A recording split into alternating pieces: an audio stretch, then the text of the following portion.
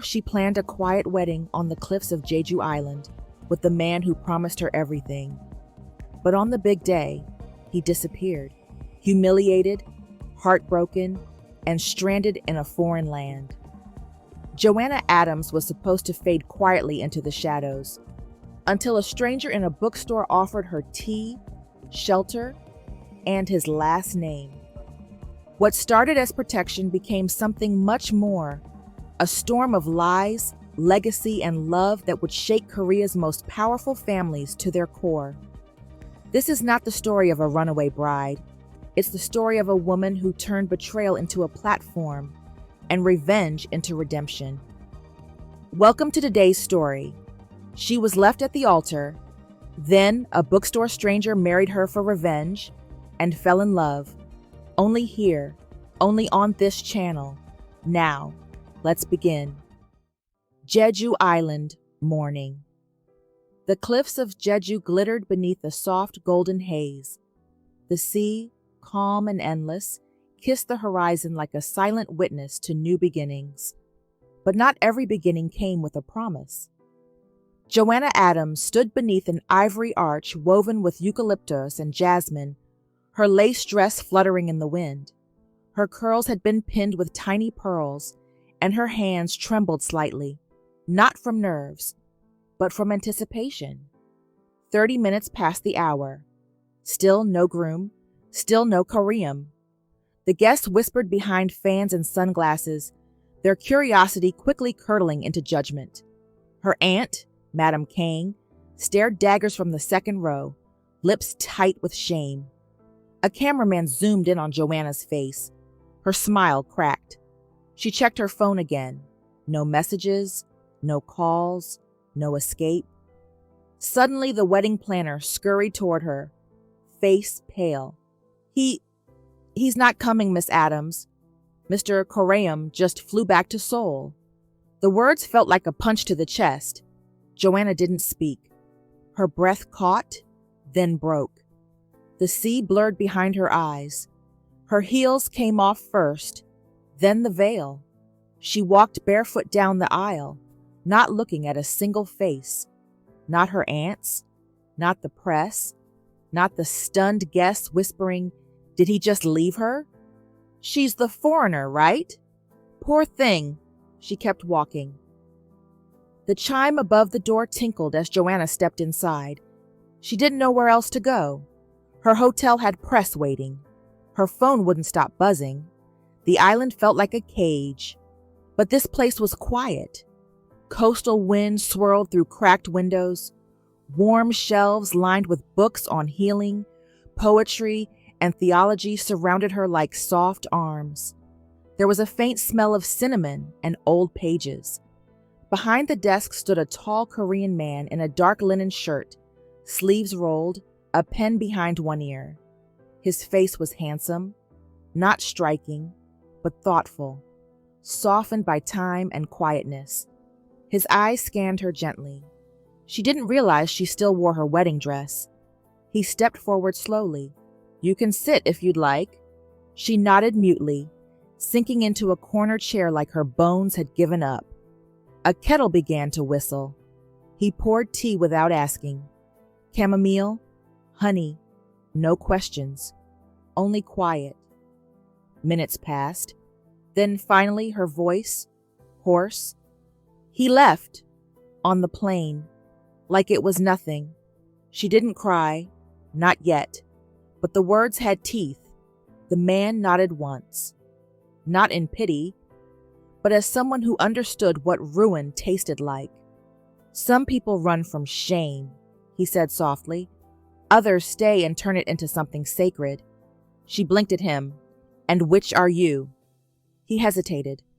A flicker crossed his face. Pain, perhaps. Memory. "I used to run. Now I just read." Outside the bookstore, sunset. Joanna stepped outside into the golden hour glow. A small crowd had gathered. Phones out, cameras aimed. Somebody had tipped the press. Is it true she was dumped at the altar? Is she still on the island? Was it an affair? Her breath caught again, panic rising. She turned toward the door, but he was already beside her, the bookstore man, Yiroun. And without hesitation, without blinking, he reached for her hand and said loud enough for the cameras to hear, "She's my wife." Silence. Flashbulbs exploded. Someone gasped. Joanna stared at him, wide-eyed. He didn't look at her. He looked at them, at the world that had come to devour her story. And with that soft but steel voice, he repeated, "You heard me. She's my wife." They slammed the door shut behind them. Joanna spun to face him. "Are you crazy? You can't just—" "I can." And I did. "Why?" Her voice cracked. "Why would you do that?" Yiroun's gaze, which had remained calm all day, finally met hers, full force. Not flirtation, not pity, fire. Because they ruined my family too. Jeju Island, inside the bookstore, morning after the storm. Joanna hadn't slept. The bookstore was quiet, the island's sun barely stretching across the wooden floorboards. She stood in the kitchen corner of the back office, staring at the single teacup still sitting in the sink, the one he had handed her the night before. The man who called her his wife. His name was Yiroun Han. He told her softly as they drank tea beneath the yellow lamplight. And now, her face, swollen with betrayal and disbelief, was on every news blog in Seoul. She clutched her phone, dozens of missed calls. Her aunt, her editor, even Kareum's number flashed across the screen once. She didn't answer any of them. She stepped out into the front of the bookstore and found him restocking a shelf. Calm, unbothered, mysterious. "So," she said, arms folded, "we're married now?" He paused, set the book down, and turned to her. "No paperwork." "Not yet." But they believed it. "That wasn't a joke to me," she said sharply. "It wasn't to me either." Their eyes locked, the tension palpable. "Do you want to make it official?" he asked. Joanna blinked. "Excuse me?" He stepped forward, voice even, serious, legally, married. "You save your dignity. I clean my slate." "You mean your reputation?" "I mean my conscience." She narrowed her eyes. "Why would marrying me clear your conscience?" He didn't answer. Instead, he walked toward the counter, pulled out a crisp legal packet, and set it gently in front of her. Marriage contract, simple, clean, legal. "I already called my lawyer. If you sign this, we're legally married. It doesn't have to be forever, just long enough to let the world forget what he did to you." Joanna stared at the paper. "What about what you get out of this?"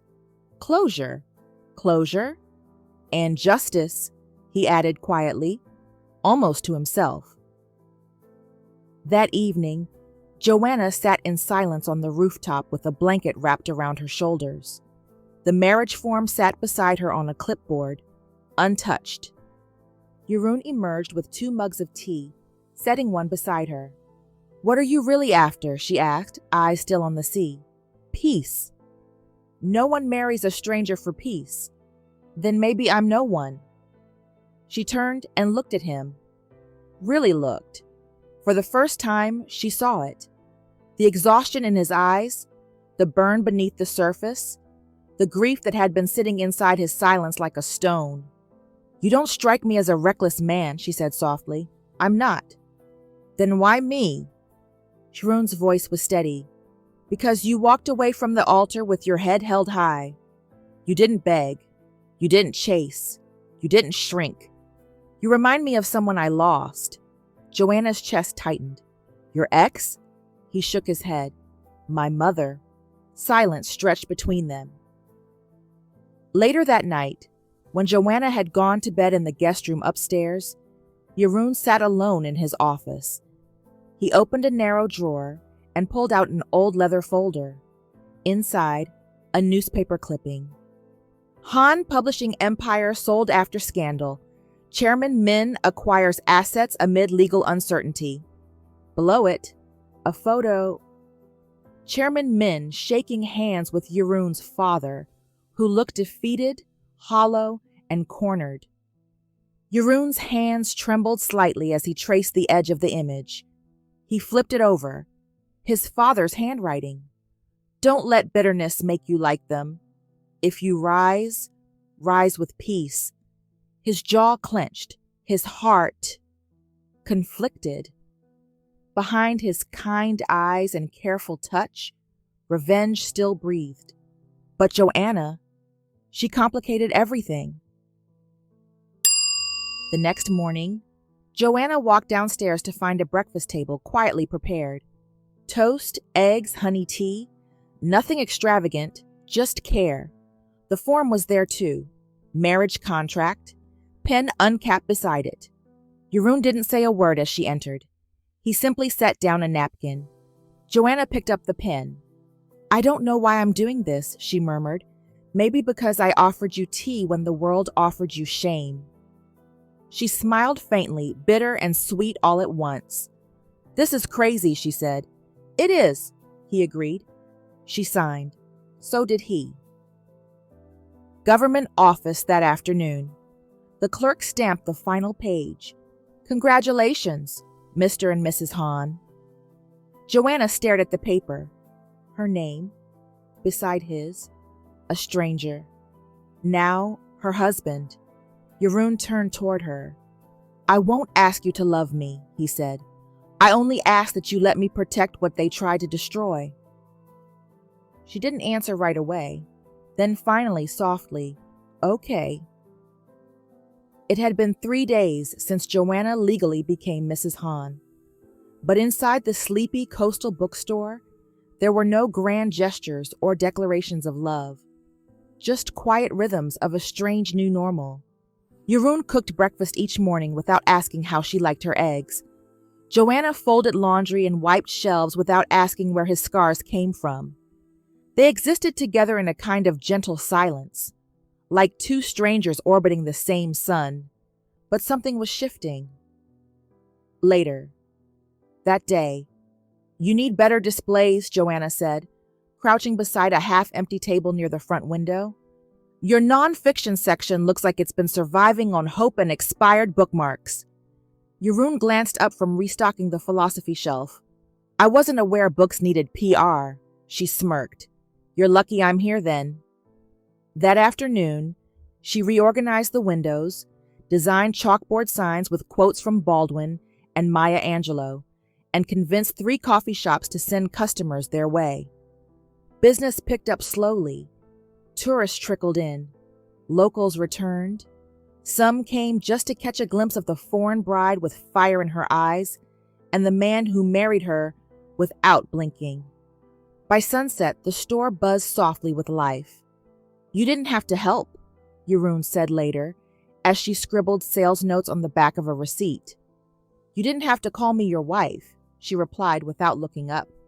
He smiled at that. For the first time, it felt less like survival and more like something that could breathe. Rooftop late one evening. The wind was gentle, carrying the salt of the sea and the scent of books from downstairs. They sat side by side on the rooftop, not touching, not speaking, just breathing. Joanna pulled her knees to her chest. I think I'm starting to feel okay again, she whispered, like I'm not just someone he threw away. Yiroun's voice was soft. You were never something to discard. She glanced at him, the way his fingers gently tapped the spine of the book in his lap, the way his jaw flexed like he was holding back more than words. You say that like you know what it's like, she said. He didn't respond, but the silence spoke for him. Next day, Yiroun said, sipping his Americano slowly, I want you to order more print runs for the Jeju author series and triple the marketing on Joanna's storefront redesign. So, he raised an eyebrow. You're smiling more. He blinked. Am I? She leaned in, serious now. Don't forget why you came to Jeju, why you built that store, why you stayed hidden for years. I haven't forgotten. Then why does your voice soften when you say her name? Yiroun didn't reply. So, his tone dropped. She's not just your wife on paper, Yiroun. Be honest with yourself. You're falling for the woman meant to expose the men's, not heal them. The bookstore that evening. Joanna stayed late organizing the rare book section. She pulled out a dusty poetry collection and noticed the shelf behind it was slightly recessed. A gentle push, a click, a door. Behind it, a narrow storage room she'd never noticed before. No lights, only shadows and dust. Curious, she stepped in, brushing aside cobwebs until her foot hit something hard. A small steel safe. On the corner, faint but unmistakable, the old Han Media Group seal. Her breath hitched. She reached for the dial, then froze. Yiroun? She called out softly. No answer, only silence. She knelt, heart pounding, fingers tracing the engraved emblem, a phoenix encircled in ink. Suddenly, the calm, soft-spoken bookseller felt like a stranger again. Who are you, Yiroun Han? Joanna didn't sleep. She couldn't. The Han Media seal on the safe pulsed through her thoughts like a forgotten name resurfaced in a dream. She stared at the shelves by candlelight, trying to stitch together the man she knew with the man who would hide a legacy like this. At 2:17 a.m., she heard footsteps. Yiroun entered the room slowly, eyes adjusting to the low light. He stopped when he saw the safe already open. Her hand was resting on an old folder inside. You should have locked it better, she said without turning. Silence stretched between them, not cold, but electric, real. I was hoping you wouldn't look, he finally said. That's naive. I'm a writer, Yiroun. We're bloodhounds for what doesn't make sense. She stood up, folder in hand. Her voice didn't rise. It didn't need to. You're not a bookstore clerk. You're the heir of Han Media, the company my ex's family destroyed. Yiroun didn't deny it. He took the folder gently, placed it back into the safe, and closed it with a soft metallic click. Then he looked at her, tired, unguarded. My father built Han Media from nothing, and when he died, there wasn't even a legacy left to bury. Min Sung-tae swallowed everything, the company, the narrative, the truth. So you came to Jeju to build a new life? No, he said. I came to rebuild one he couldn't finish. Joanna crossed her arms, her voice lowered. So when you saw me on that beach, when I was humiliated, abandoned, broken, was I a rescue project or a pawn? His next words were quiet, raw. At first, a move, a visible name linked to theirs. It would draw attention, force the men's to look again, force their dirt into the light. She turned away. So I was your weapon. At first, he repeated, but that changed the moment you looked me in the eye and didn't flinch. He stepped closer, not touching her, but the air between them shifted. You weren't weak, Joanna. Not even when the world was watching you fall apart. You didn't beg. You didn't explain. You didn't hide. You walked straight into my shop and sat down with dignity. And I realized I wasn't helping you. You were teaching me how to be human again. Tears stung her eyes, but she blinked them back.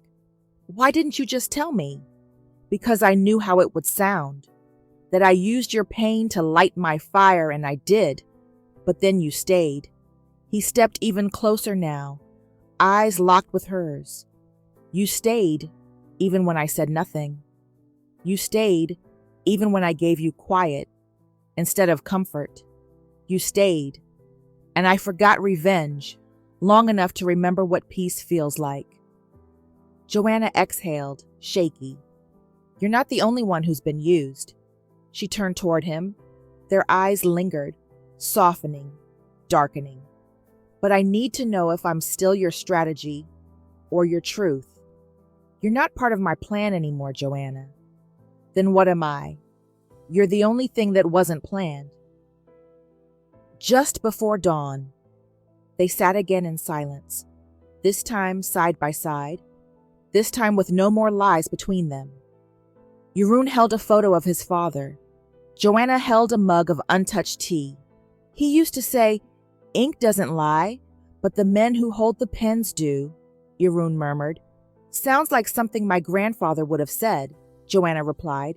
"He always warned me never to mistake silence for submission."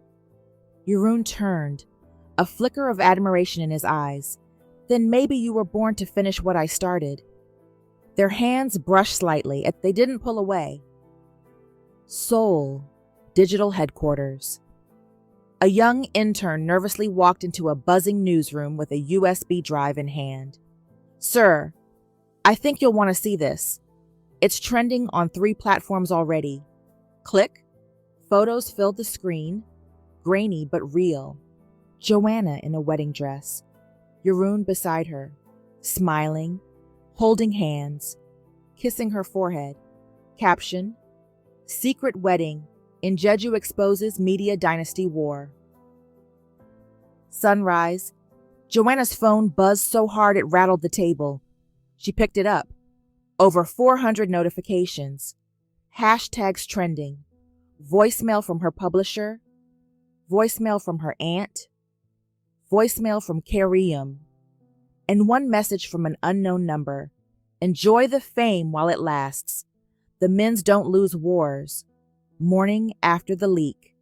The entire island felt different now. Cameras crowded outside the bookstore. Drones buzzed overhead. Paparazzi pressed their faces against the glass, shouting Joanna's name like it belonged to a headline. Not a woman. Inside, the air was heavy. Joanna stood by the window, staring at her phone. Her inbox flooded with emails from publishers, journalists, even U.S. talk shows wanting exclusive interviews. One subject line read, "From forsaken bride to heiress wife. Joana Adams breaks the internet." "I didn't want this," she whispered. "Neither did I," Yiroun said from behind her, voice steady. "But we can't run from it now." He was already dressed for Seoul. Black slacks, a gray tailored blazer, and his hair neatly parted. No more bookstore linen, no more hiding. He looked like the man he was always meant to become. And Joanna? She looked like the woman who now had to stand beside him. That afternoon, the private jet hummed softly. Joanna sat across from Yiroun in a simple white blouse and dark jeans. Minimal makeup, but her poise was undeniable. "You don't have to come," he said quietly. "This isn't your fight." She raised an eyebrow. "You think I'm just going to let them drag my name while you go off to face dragons alone?" He exhaled slowly. His hand hovered near hers, not quite touching, but close enough to make her feel the heat. "You're not a shield," he said. "Then stop treating me like one," she replied. "I'm your wife. Paper or not, I signed it. I'm here." For a second, their hands met. Fingers interlaced. It was quiet, soft, unofficial, but it felt real. Seoul, Han Media, HQ Boardroom. Yiroun stepped into the marble-floored building like he never left it. Executives paused. Board members straightened their backs. He was no longer the grieving son of a ruined man. He was the wild-card heir the media couldn't stop talking about. Joanna stood beside him, poised, chin high. Her presence was undeniable. A woman both admired and attacked in headlines. At the long boardroom table, Chairman Min sat at the head, untouched, sharp, and silent. His silver tie pin bore the Min family crest. He looked at Yiroun and smiled coldly. "You always did know how to make an entrance. And you always did know how to destroy one," Yiroun replied. Gasps around the table. Joanna didn't flinch. "I'm not here for nostalgia," Yiroun continued. "I'm here because you erased my father's legacy with a lie. And now your own son is erasing yours with the truth." Chairman Min looked at Joanna then. You married her to provoke me? No, Yiroun said calmly. I married her because she was the only one standing when your son ran. That night, Madame Kang poured herself a glass of red wine, eyes locked on the television. Joanna's face flashed across the screen beside Yiroun's. Radiant, defiant, headlines ablaze. Her so-called niece, not by blood, but by old obligation. Years ago, Joanna's mother had been Madame Kang's best friend in graduate school, the only woman who knew her real name before the titles, before the empire. When tragedy struck and Joanna's mother died unexpectedly, Kang had signed as emergency guardian on paper, a formality she never expected to matter. Until now, she never claimed Joanna, never returned the girl's letters, never answered the call when Joanna landed in Seoul years later, fresh-faced and looking for connection. But now, the girl she'd discarded like a forgotten favor was front-page gold. She smirked. My dear Joanna, you're more valuable than I thought. She dialed a contact in fashion PR. I want her in a designer gown by Monday. Global press only. Then a producer. Exclusive U.S. rights. And spin it. The foreign bride who made Korea bow. Power was a language Madame Kang spoke fluently. And now, Joanna was her golden sentence. Seoul press conference. The next morning, a sea of cameras, reporters jostling for space. Yiroun and Joanna stepped onto the stage hand in hand, facing a storm with silent resolve. I am Yiroun Han, he began, son of Han Kyung-soo. He built Han Media with integrity, and I intend to restore it with the same. Joanna's voice followed. I didn't ask for the spotlight. I only asked for peace. But if this storm brings light to the truth, I will not run from it. Flashes exploded. But then, from the back of the room, a single voice cut through the chaos. That marriage is fake. All heads turned. Curium Ministry, in a sharp navy suit, eyes wild, voice calm. She's my fiancée. This whole thing was orchestrated. She's not his wife. She's mine. Cameras pivoted. Reporters screamed.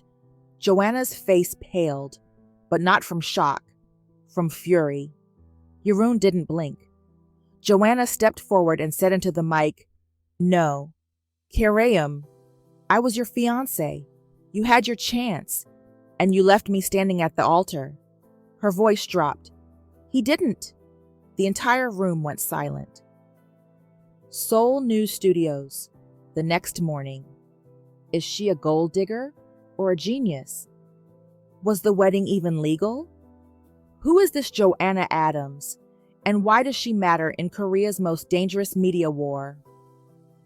The news anchors tried to sound neutral, but Joanna's name was everywhere. On blogs, magazine covers, business shows, gossip YouTube channels, from abandoned foreign bride to scandalous wife of a fallen heir, from heartbreak to headline, and through it all, Joanna sat in Yiroun's apartment, watching it unfold with clenched fists and a blank face. They don't even say my name like I'm a person, she said softly. Yiroun turned off the television. Then we tell the story ourselves. Han Media, HQ boardroom. Tension cracked like static in the room. Half the board demanded a public apology. The other half wanted to buy out Joanna's silence. Do you even know who she is? One executive barked. An American writer. A PR disaster. She's the one who brought this mess to our door. Yiroun stood at the end of the boardroom, composed in a black-on-black suit. No, he said. She's the only one who didn't run. Eyes turned. Your cowardice, he continued, let Min Media devour Han Media without resistance. You sold our name to preserve your positions, but I won't. He walked out before they could respond. The rooftop. Later. That day, Joanna stood by the ledge. wind brushing through her curls. Yiroun joined her, quiet. "I know this isn't what you wanted," he said. "No," she replied, "but maybe it's what I was made for." She turned toward him, voice steady. "I've spent years writing truth behind pen names, but what if this is my chance to finally put my name on it?" His jaw tightened, something in him softening, almost afraid. "They'll come for you harder than they ever came for me." "Then let them," she said. "Just don't let them find me standing alone." Their hands brushed. This time he took hers without hesitation. 2 weeks later, 2 desks, a coffee machine, an exposed brick wall, and the birth of something new. "What are we calling it?" Joanna asked. Yiroun grinned. "Veritas," he said. "Latin for truth." She smiled. "Truth in a world of clickbait and scandal? Bold. That's why I need you. To make it not just bold, but beautiful." Together, they launched Veritas Media, a startup with a single mission: expose what the powerful hide, protect the dignity of the voiceless, and never publish a lie. Their first series, The Fall of Han Media, What Really Happened, written by Joana Adams Han, reviewed by lawyers, backed by facts, and written like a sword. Madam Kang's penthouse. Night. "I raised that girl," Madam Kang spat as she slammed her wine glass down. "And she thanks me by bringing shame?" She threw a magazine across the room, Joanna and Yiroun on the cover. The Bookstore Bride Who Declared War. Yiroun's office. Midnight. Stacks of documents. Articles queued for review. Joanna asleep on the sofa. Manuscript pages covering her lap. Yiroun looked at her. Really looked at her. Not the scandal. Not the weapon. The woman. Her vulnerability. Her fierce calm. Her quiet defiance. He covered her with his jacket and whispered almost to himself, "You were supposed to help me win the war. I never thought you'd become my piece." Unknown location. A private wire transfer cleared through an untraceable account. Millions funneled into Veritas Media's new operational fund. A note attached, "Let truth live where men fail to tell it." Sender, anonymous. Chairman Min's home. Same night.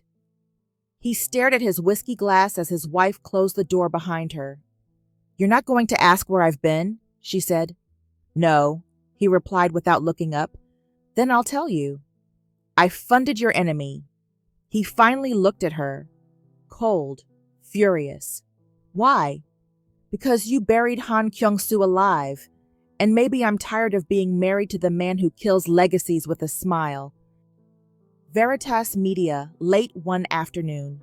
Joanna's desk was cluttered, not with chaos but purpose. Legal drafts, voice memos. Her latest article's title glowed on the screen. "The Man They Erased, What Han Kyung-soo Died Protecting." Yiroun leaned against the wall watching her, a half smile forming unconsciously as he took in the way her brow furrowed in focus. "You write like you're not afraid," he said softly. "I am," she replied without looking up, "but I write like I'm not. It keeps the truth alive." Few days later, Sohee rushed into Joanna's office, clearing her throat awkwardly. "There's someone here to see you." Joanna looked up and froze. Kareem, dressed in muted tones, no cameras, no press, just guilt. A few moments later, they were sitting in a quiet cafe downstairs. "You've been busy," Kareem said, offering a smile that didn't reach his eyes. "Apparently so have you," Joanna replied, crossing her arms. He sighed. "I didn't come here to fight. I came to apologize. Not publicly, not with handlers. Just truth." She waited. "That day in Jeju, I didn't vanish because I stopped loving you. I vanished because my father showed me a file A financial audit on your aunt. He threatened to frame you for embezzlement. Make it look like you came to Korea for money. He said he'd ruin your visa, deport you, and make sure every outlet blacklisted your name. Joanna went still. So you left to protect me, but never told me the truth? She asked, eyes narrowing. I panicked, and by the time I wanted to explain, it was too late. You were married. To him. She studied him carefully, not with rage, not with softness. I see your fear, Karim, but I don't see courage. He flinched, and behind them, unseen, Yiroun stood outside the glass, watching. He hadn't meant to follow. But the moment he saw them together, laughing once, even briefly, old fury stirred. The kind of fury that lived deep in his father's unmarked grave, Veritas' office. That night, the air between Joanna and Yiroun felt heavier. He spoke first. You could have told me you were meeting him. I didn't plan it, and I didn't need permission. A pause. Then, do you still care about him? The question hit like a quiet arrow. I don't know, she admitted. Not in the way I used to, but I think I needed to hear the truth, even if it was too late. Yiroun nodded once, but his eyes, normally calm, even when angry, were storming. Be careful, he said. Regret wears nice suits and shows up with apologies. She stared at him, wounded. You don't trust me? I don't trust him, Yiroun replied tightly. And I don't know if I trust myself when it comes to him either. She softened. Then tell me the truth, Yiroun. Are you angry because I saw him, or because part of you still wants revenge? He didn't answer.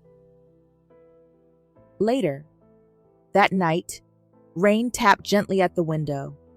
Joanna curled on the floor, arms around her knees, the weight of war pressing heavy on her chest. She whispered into the silence. God, don't let love become another weapon, not mine, not his, not theirs. A tear fell down her cheek. Help me see through pain, and love without hate riding its shadow. Min Family Mansion, midnight. Chairman Min stood in his study, files spread out, documents connecting his wife to Veritas' funding trail. His hands shook. His breath grew ragged. He grabbed the glass of bourbon on his desk, but it slipped. Glass shattered. You betrayed me, he growled, voice cracking as his wife stepped into the doorway. I warned you. You made me watch you destroy one son. I won't let you do it again. You think you've won? No, she said calmly. I think your son finally stopped losing. He reached for the desk, his face twisted, and then collapse. Chairman Min hit the marble floor. His fingers curled. His eyes widened. Morning broadcast studio. The lights were too bright, but Joanna didn't flinch. Across from her sat an anchor trying to corner her with tabloid questions, yet she answered with calm precision and that rare grace that disarmed mockery. Did you marry for money? No, Joanna replied softly. I married for peace. And if love followed, it was a miracle, not a motive. Do you regret it? I regret believing silence would protect me. Now I speak because truth is the only thing that heals. The studio fell silent. Even the anchor hesitated before moving on. Later that evening, clips from the interview went viral. Headlines read, Joana Adams Han, the voice Korea didn't expect to love. Grace under fire. The public shifted, slowly, subtly. For the first time, people started defending her online, and Yiroun watched it all from the corner of the newsroom, his expression unreadable. Veritas Media. Later that day, Sohee entered with a USB drive. We have it, she said. The files connecting Min Group to bribery during the Han Media acquisition. It's damning, Yiroun. He turned the drive over in his hand. An object so small, yet heavy with generations of buried sin. Joanna walked in mid-conversation, her expression wary. What files? The proof, Yiroun said. Everything they did to my father, to me, to us. And you plan to release it? Tomorrow morning. Nationwide. Every outlet will run it. Without legal review? Truth doesn't need permission. Her voice rose slightly. But it needs timing. Do you even realize what this could do? The entire Min empire could collapse overnight, along with every employee who had nothing to do with your father's ruin. His tone hardened. You're defending them. I'm defending you from becoming them. That silence between them cut sharper than any argument. That night, wind tore through the rooftop garden. The city lights blinked beneath them like restless stars. Joanna found him standing near the ledge, shoulders rigid. I know what you think, he said quietly, that I'm still driven by revenge.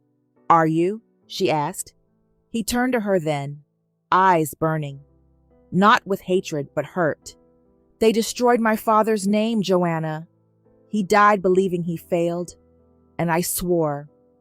His voice broke for the first time. I swore I'd make them remember who they buried. Joanna stepped closer. And what happens when they finally do? When the whole world knows? Will your father come back? Will peace suddenly appear because you burned someone else's life down? He looked away, torn. If you do this, she whispered, you become them. Yiroun's hands tightened against the railing. Then maybe becoming them is the only way to end them. No, she said, her voice trembling. It's the fastest way to lose yourself.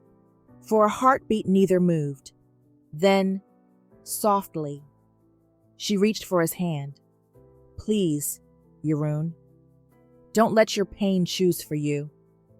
Their fingers lingered, but his phone buzzed, the network alert. Breaking news, scheduled for 8 p.m. Veritas, exclusive.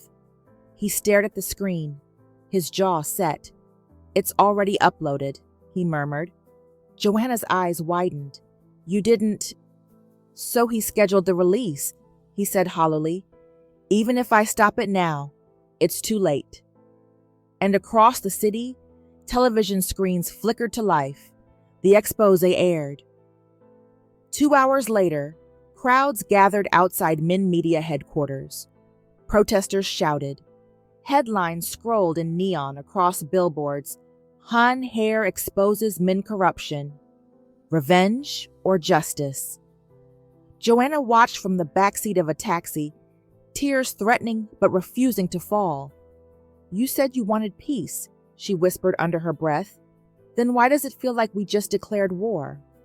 Shaktark Jeju Bookstore, the same night. The quiet island that once sheltered them now burned with headlines and anger. Supporters, paparazzi, and protesters alike had swarmed Jeju. But in the chaos, something darker crept in. When Joanna arrived at the bookstore the next day, the windows were shattered, shelves overturned, charred pages scattered like feathers in the wind. Spray painted across the door. Foreigner! Homewrecker! Her hands trembled as she stepped inside, glass crunching beneath her shoes. She crouched to pick up a half-burned book. Their eyes were watching God. A tear slid down her cheek. Then she heard the sound, the soft hiss of fire rekindling in the back room. She turned. Explosion of heat, smoke, pain. Soul. Yiroun's office. Yiroun was mid-meeting when his phone buzzed, so he burst into the room, face pale. It's Joanna. There was a fire. They think it was deliberate. The world tilted. His pen dropped. His breath caught. He was already running before anyone could stop him. Jeju Hospital hours later. Fluorescent lights. Burn cream scent. machines beeping like slow seconds of guilt. Yiroun reached her bedside, trembling as he saw the bandage on her arm and the faint smoke bruise on her neck. Her eyes fluttered open weakly. "Hey," she murmured, "I told you not to start wars." He sank into the chair beside her, voice breaking. "I'm sorry. I thought I was saving my father's name, but I nearly lost mine." Her hand brushed his cheek, gentle despite the pain. "Then save it now. End it before it ends us." He held her hand, pressed it to his lips. Outside, rain began to fall, a cleansing, almost biblical downpour that pattered against the hospital windows. Jeju Hospital, early morning. The rain hadn't stopped. It tapped gently on the windows quietly, not out of despair, but cleansing. Yiroun sat beside Joanna's hospital bed, his head bowed, elbows resting on his knees. His eyes were hollow, his suit wrinkled from a sleepless night. She stirred slightly. He looked up. Her voice was soft, hoarse, yet clear. "You didn't do this, Yiroun." But he shook his head. "I lit the match." They just followed the smoke. His hand trembled as it reached for hers, and this time, she let him hold it fully. "They could have killed you, Joanna, but they didn't. That's not the point." "Yes, it is," she whispered, "because grace doesn't come cheap, and love that costs nothing means nothing." He broke then, truly broke, not with rage, not with shouting, but with silence that shattered pride. His tears fell into her hand. "I swore I'd never become like them," he choked out. "But the moment you started healing, I started destroying." Joanna didn't look away. "Revenge gives you ashes, Yiroun. Forgiveness gives you peace. But you have to choose. You can't build an empire on both." His breath caught, and in that stillness he remembered something he tried to forget. Safe room in the bookstore weeks ago. Late night. Yiroun had opened the safe not for documents, but for memory. Inside, beneath the merger files and court records, was a folded piece of stationery in his father's handwriting. "Son, you will have every right to hate them, but bitterness is a thief. If you must fight, let it be with light. And if you must rise, rise clean." He had folded it, tucked it away, but now the words returned, and this time he listened. Veritas Media, 2 days later. Joanna still recovering in Jeju. Yiroun returned to Seoul, alone. He stood in front of the Veritas team and said clearly, "We will no longer publish to wound. We will publish to heal," the staff murmured. So he narrowed her eyes. "You're softening," she said later in his office. "No," he replied. "I'm just finally strong enough to lead without hate." He began reviewing every file, every unfinished exposé. He pulled 3 headlines from the schedule, burned 2 more. He called legal, had the Min dossier pulled from syndication. He was dismantling the revenge he once built like a temple. Jeju, Joanna's hospital room. Joanna sat up slowly, flipping through a printout of Yiroun's public statement. The Truth Without Vengeance Initiative. She smiled softly, proud, but not for the headlines, for the man. Madame Kang entered suddenly, holding flowers and a leather bag. "This has gone far enough," she snapped. "You mean me surviving?" Joanna said coolly. "You've become too visible, too opinionated, and now you're writing like you own someone else's kingdom. Maybe that's because I stopped treating silence like survival." Madame Kang frowned. "Set the bag on the table. Your name's being cleared quietly. The embassy file, the blacklist. Corium helped. He's been pushing for it for years. He just couldn't win against his father." Joanna blinked. "What?" "There are emails, transcripts. He tried to protect you. You just never knew."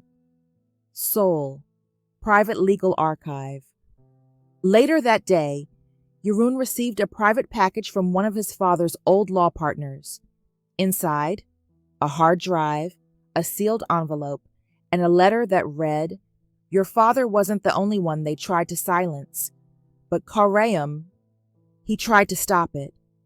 He was young, powerless, but he tried." Yiroun leaned back in his chair, the weight of the truth sinking in. That night, Joanna had returned to Seoul, still weak but standing. Yiroun stood under the stars, breathing in the cold air like he'd been holding it for too long. She stepped beside him. "We both were wrong about him," she said. "Doesn't make him right," Yiroun replied. "No," she agreed, "but it makes this more complicated. And that's okay, because grace is always complicated." He looked at her. "You could have left, Joanna. You could have burned everything." A pause. "But we didn't," she whispered. "We stayed. And sometimes, staying is the bravest part of love." He reached for her hand again. This time, she didn't just take it. She leaned her head against his shoulder, and for the first time, they stood as one. Not just married, not just allies, but healed together. Veritas Media, Research Archive Room. Stacks of files, old laptops, dusty boxes with coded initials. Joanna stood in the dim-lit archive room with Sohee and one junior researcher, combing through a trail that didn't add up. Sohee pulls her aside. "You're not going to find what we need here," Sohee said quietly. "What do you mean?" Joanna asked. "I used my old login last night.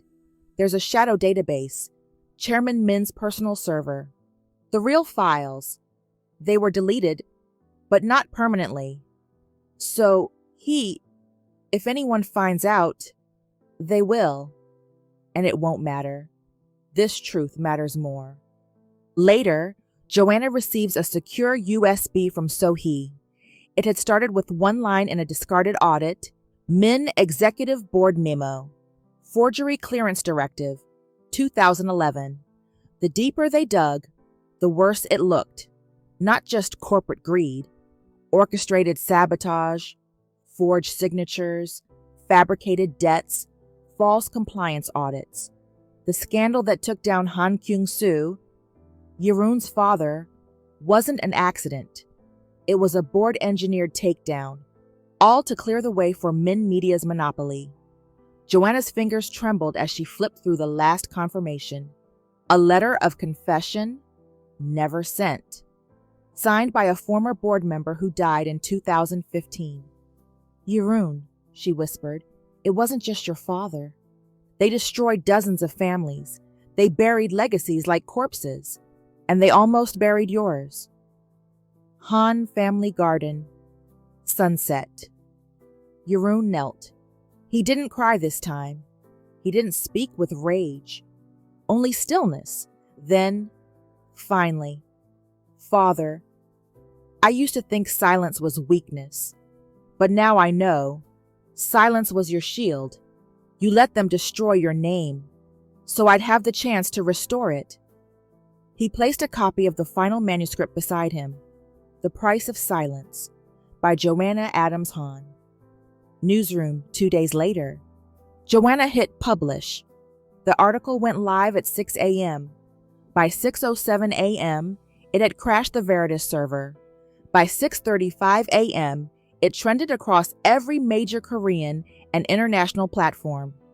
Hashtag The Price of Silence. Hashtag Han Legacy Exposed. Hashtag Justice in Ink. Her words were searing, truthful, devastating. When silence is bought, legacy is sold.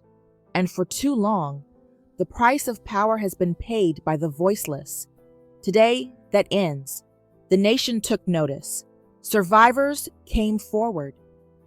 Other board members scrambled. Public support for the Han name and Joanna surged. Yiroun watched the screen glow with headlines, his hand resting on her back as she stood tall, holding her printed copy like a sword. You didn't just write a story, he whispered. You rewrote the battlefield. Joanna smiled, tired but burning with purpose. And I'm not done yet. Seoul Court District. Next morning. But just as momentum bloomed, a sealed envelope arrived at Veritas HQ's official, governmental, stamped, warrant for corporate espionage investigation.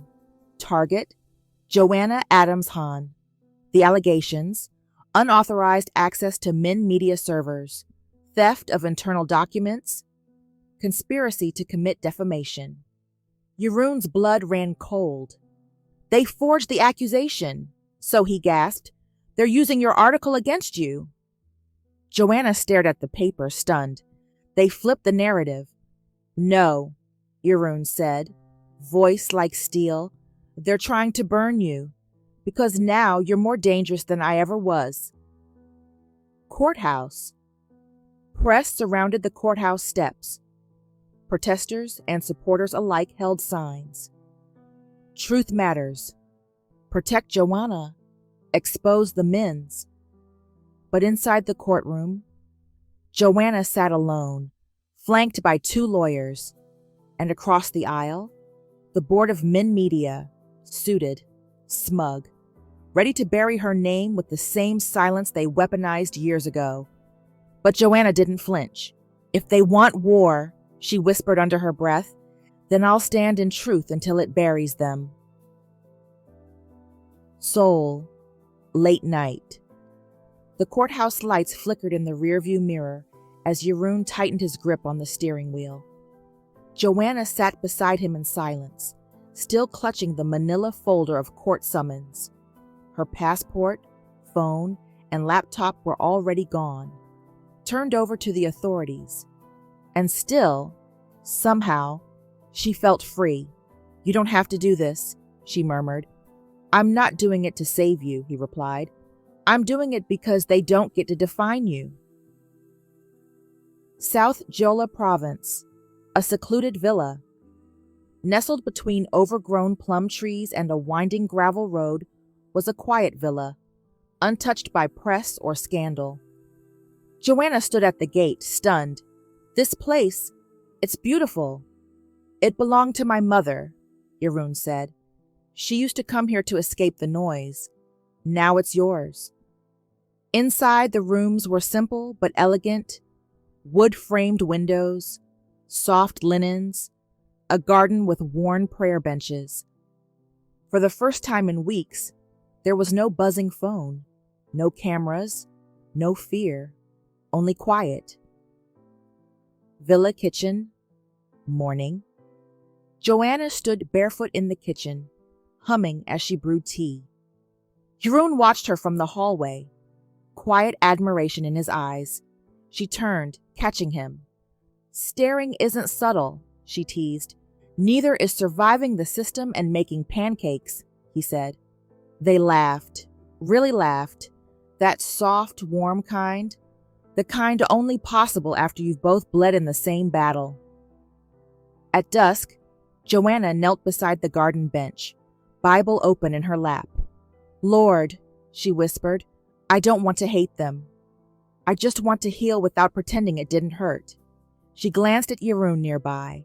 And I don't want to love him from a place of gratitude. I want to love him from truth. She closed her eyes and breathed. Peace settled over her like a shawl. The villa living room, that night. A fire crackled softly in the hearth. Yiroun entered with a velvet pouch. Inside, a simple platinum band, no diamond, just engraving. What is this? She asked. He knelt before her. Not out of theatrics, but conviction. You married me once to survive, but I'm asking now, with nothing but this moment to offer you. Will you marry me again? Not to save you, not to prove anything, just to walk beside you. Every day, every battle, every chapter. Joanna's breath caught. Tears welled. Yes, she whispered. Yes. Not because I need protection, but because you're the first man I've ever wanted to protect too. He slid the ring onto her finger, kissed her palm and pulled her into his arms. Not a rescue, not a rebellion, just love, pure and steady. The next morning, peace didn't last long. Yiroun was watering the garden, quiet in his rhythm, when tires screeched against gravel. Black cars, no markings. Joana stepped out in her robe, eyes narrowing at the sudden chaos. Police. One officer stepped forward, flashing a warrant. Han Yiroun. Yiroun moved instinctively, shielding Joana with his arm. You can't take her, he said, jaw tight. We're not here for her. From behind the agents, a figure emerged. So he, cuffed, calm, resolute. Her hair was still damp from a morning shower, but her voice didn't shake. I leaked the documents, she said clearly. All of them. Internal files, meeting transcripts, signed board memos. I acted alone. Joana gasped. That's not true. So he met her gaze. Yes, it is. She didn't touch the server. I did. I used my credentials. I rerouted everything through a third-party link so it couldn't be traced back to her. Joanna's world tilted. A tear slipped down Sohi's cheek, but her smile never wavered. Truth was your weapon, Joana. But loyalty? Loyalty was always mine. The officers took her gently but firmly. Yiroun stood frozen, eyes glinting with something between grief and awe. And Joana. She wept not for guilt, but for the beauty of a woman who chose prison over silence, so truth could stay clean. Seoul Central Court. Morning. The courtroom buzzed with murmurs. Cameras clicked just outside the doors.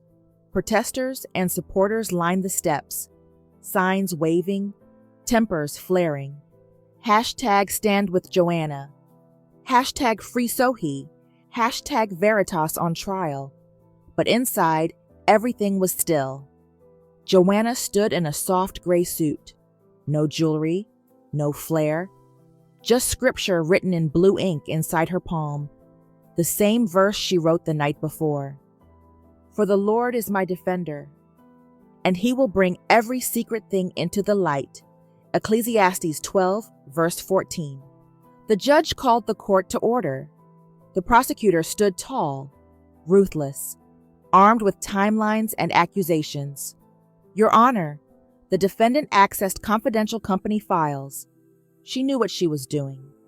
This was not journalism. This was sabotage. This was war.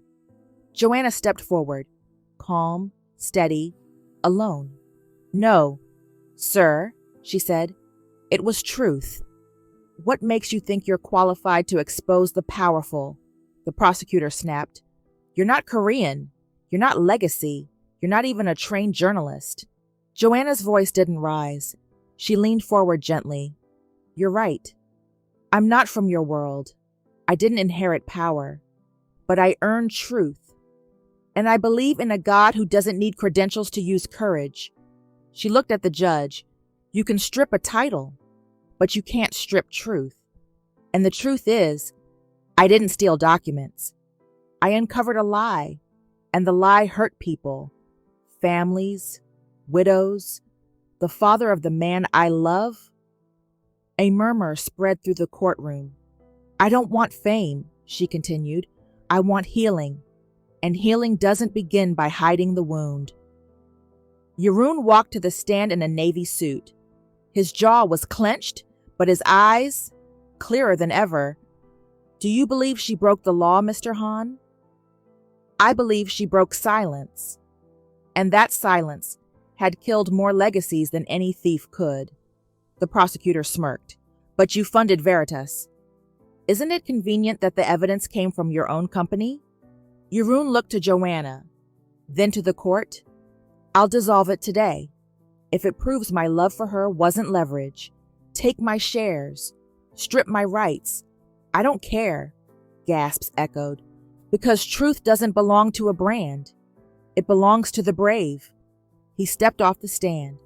walked to Joanna's side, took her hand, in public, in court, and the room stilled. Later, that day, after hours of deliberation, the judge returned. The room held its breath, but before she could speak, a bailiff whispered something in her ear. The judge turned toward the room. In light of new developments, the verdict is postponed pending additional review. Confusion rippled. What developments? Joanna asked. A death, the judge said quietly. Chairman Min has passed away. Min Estate.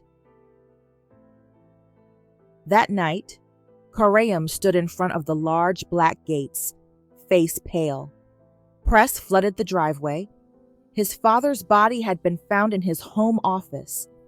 Cardiac arrest. A sealed envelope waited on his desk. Inside, transfer papers, all of Min Group, handed down to him. The empire built on silence, on guilt, on ashes. He clutched the folder, his chest tight. Why now? He whispered. Why give me everything after destroying her? No answer, just silence, and the weight of an empire he never wanted. That day at home, Joanna sat on the balcony, wind ruffling the pages of her open Bible. Yiroun joined her in silence. I don't know what happens next, she whispered, but I know God didn't bring us through fire to watch us break in court. Yiroun leaned in, resting his forehead against hers. Even if they take everything, Joanna, they can't take you. And I'd lose every company twice over to keep the woman who gave me back my name. They kissed, not rushed, not showy, just real. Two souls scarred by truth, still choosing one another. Veritas office early morning. The storm had quieted, but only just. Joanna sat at her desk, the headline still fresh on her screen. Chairman, Min dies days after trial delays. Legacy in crisis? Will Min Group survive? Public still demands Joanna's exoneration. She exhaled slowly. She was tired, but not broken. Then the door creaked open. I know I shouldn't be here. Koreum, no cameras, no guards, just him, disheveled, eyes sunken with sleepless guilt, holding a folder close to his chest like it might collapse if he loosened his grip. Joanna stood, tension rising. What do you want? He walked forward, setting the folder on her desk. To give you the truth I should have given you 3 years ago. Koreum opened the folder. Inside, emails, internal memos, recordings of boardroom conversations, video footage of him arguing with his father to stop the attacks on Joanna, Sohee, and Yiroun. I begged him to stop, Koreum said, voice shaking. I told him destroying you would destroy me too. But I was a coward. I let fear dress itself as strategy. Joanna stared at the documents. They could clear her. Fully. Publicly. Why now? She asked, her voice low. He met her eyes. Because I finally realized you were never my loss. You were my reminder. She blinked. Reminder of what? That good men don't run from the fire. They stay. They protect. And I didn't. But he did. He gestured behind him. Yiroun had stepped into the doorway. Silent. Unreadable. 20 minutes later, Yiroun and Koreum stood alone. Two men linked by love, legacy, and a woman who saved them both in different ways. Why now? Yiroun asked. Because I've carried shame longer than pride, Koreum replied. I wanted her name clear before mine ever was. You could have destroyed her. You almost did. I know. A long silence. Then Yiroun stepped forward and extended his hand. She forgave you. So I will too. Koreum's lip trembled. He gripped Yiroun's hand tightly. Take care of her, he said. I already do, Yiroun replied, but now I won't have to look over my shoulder. Press conference, next morning. Joanna stood at the podium, the exoneration file in hand. Reporters hung on her every word. 3 years ago, I was called a runaway bride, a mistake, a scandal. But truth always rises, and grace leaves no one behind. Her voice steadied. This isn't just a victory for me. It's for every woman who was silenced, every voice manipulated, and every name stolen by someone else's shame. The cameras flashed, and that's when the headlines changed. Joana Adams Han, the woman who rewrote the war. From victim to vanguard, her voice changed the nation. Veritas co-founder named Journalist of the Year. Private villa, night. Joanna sat curled in Yiroun's lap, both of them wrapped in a blanket beneath the stars. You should have seen your face when I read that headline, he teased. I was trying not to cry, she smirked. I failed. He kissed her forehead. You didn't rewrite a war. You rewrote me. She looked up. You think it's over? No, he said. But now, we write the rest together. And they held each other. Not as fugitives of truth, not as survivors of scandal, but as partners in a future no one could burn. Veritas headquarters, the one morning. Sunlight streamed through the newly renovated offices. Walls once filled with tension now held framed articles, children's drawings, and a plaque that read, Truth with mercy, light without flames, Han Yiroun. Joanna watched from a distance as Yiroun led a strategy meeting. He didn't raise his voice. He didn't intimidate. He listened, encouraged, challenged. If we ever have to choose between viral and vital, he told his team, we choose what heals. Always. Later, Joanna caught him in the hallway. You're different, she whispered. You mean I don't growl anymore? He teased. No, she smiled. You lead like someone who lost everything and learned what mattered. Then I guess I found the right teacher. He kissed her forehead and walked on. Jeju Island, Han and Grace Literacy Center, grand opening. It stood near the water, white stone, simple wood archway, no corporate logos, just the name engraved Han and Grace Literacy Center. A place for pages, a home for peace. Children ran through the courtyard. Elders sat under parasols reading aloud. Volunteers passed out handwritten Bibles and poetry books in English and Korean. Jonah handed a little girl her first journal. This isn't just paper, she told her. It's a place for your voice to grow. Even if I don't know what to say yet, especially then. Yiroun watched her, heart full. You made this real, she told him. No, he replied. You taught me how to dream without hurting anyone. That evening, back in the now rebuilt bookstore in Jeju, Joanna sat at a table surrounded by stacks of her newly released memoir, The Bookstore Groom, a true story of truth, grace, and choosing love in a burning world. One couple approached her, both Korean, the woman holding a newborn. Thank you, the woman said tearfully. You made me believe that our story could survive shame too. Joanna smiled, eyes misting. Survival is sacred, she said, but peace is the miracle. Back in Seoul. The villa was quiet again. Joanna lay with her head on Yiroun's chest as they watched the fire crackle in the hearth. She traced the scar on his forearm with soft fingers. What do we build now? She whispered. He answered without hesitation. A legacy that can't be bought, buried, or burned. Just then, a knock at the door. A courier, envelope in hand. For Mr. Han, from Seoul University Archives, marked private. Yiroun took it slowly. Moments later, he unfolded the aged stationery with trembling fingers. The ink had faded slightly, the edges yellowed with time, but the handwriting, unmistakable. His father's.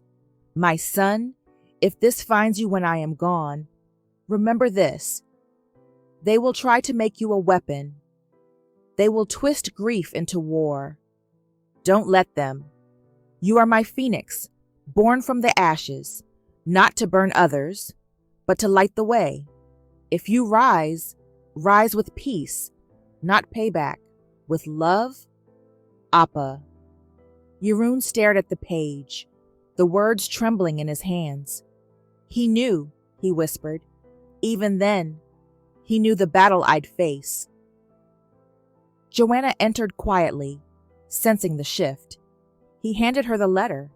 She read it, pressed it to her chest, then looked into his eyes. He knew you'd survive, she said softly. But more than that, he knew you'd lead. Yiroun closed his eyes, a tear slipping free. Then I'll honor him. Not with revenge, but with the kind of legacy that made him write this letter in the first place.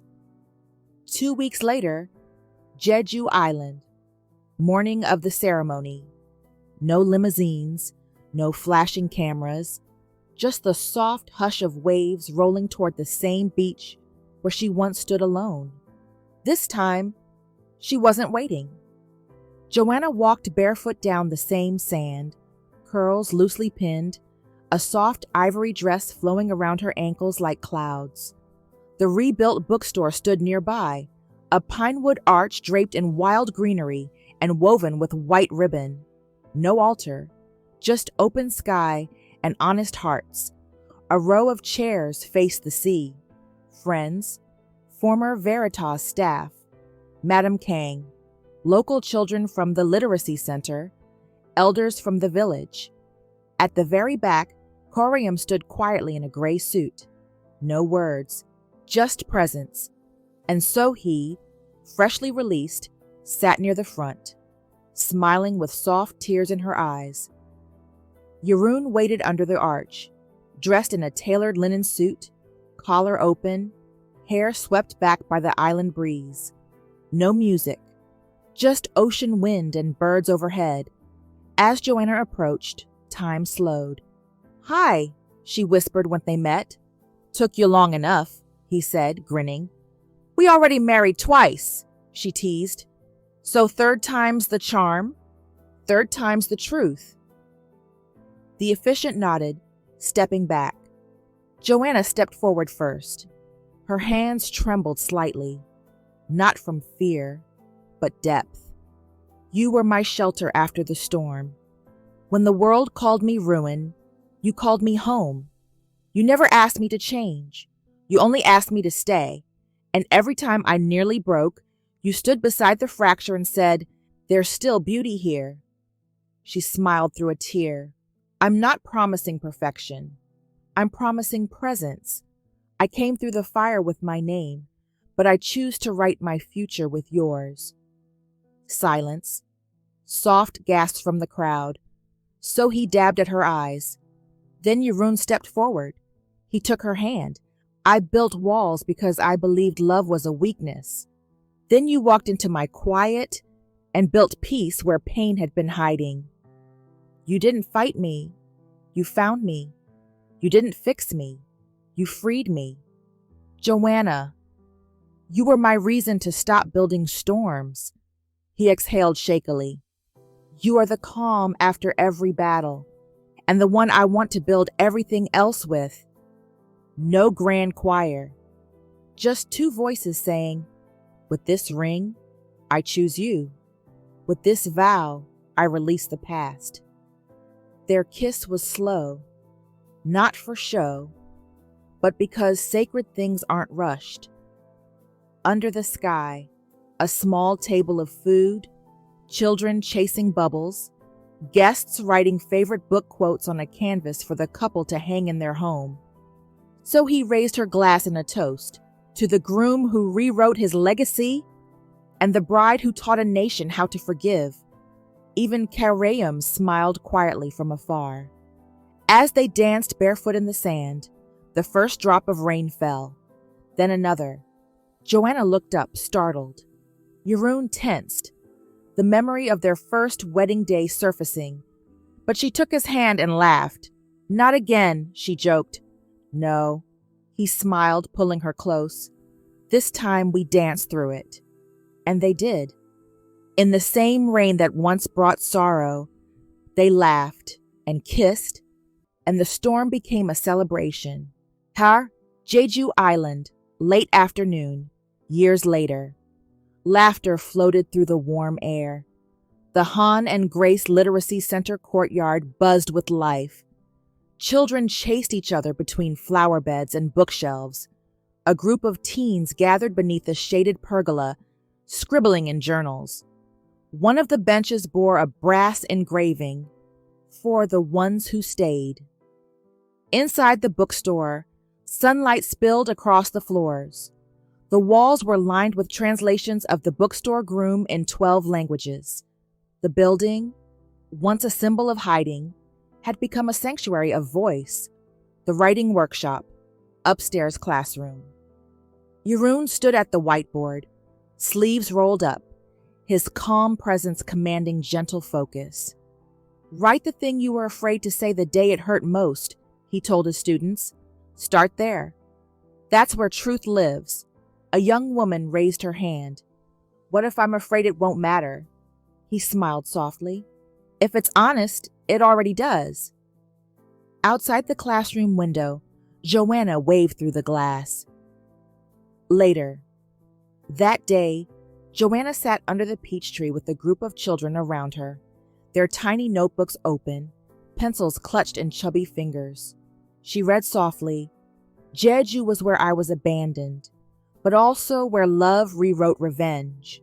The kids paused, then one girl raised her hand.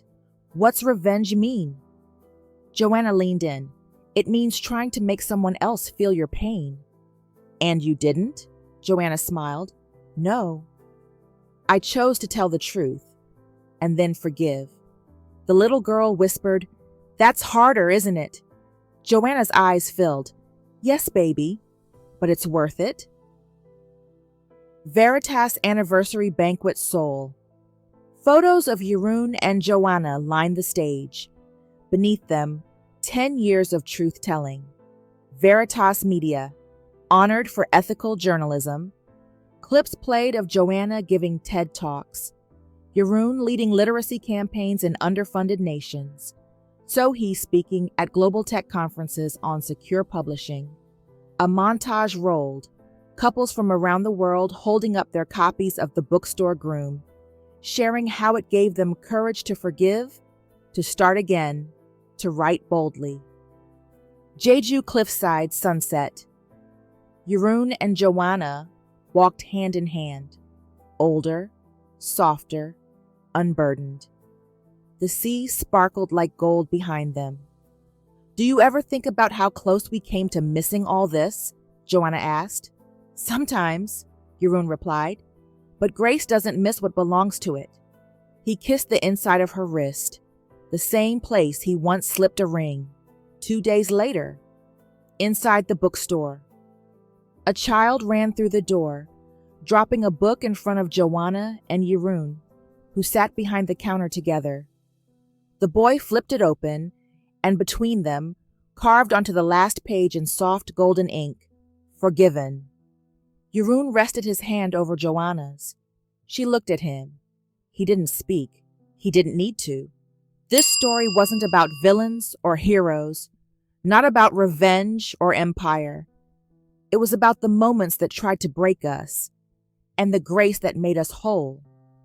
Jeju was where she was abandoned, but also where she was found. The end.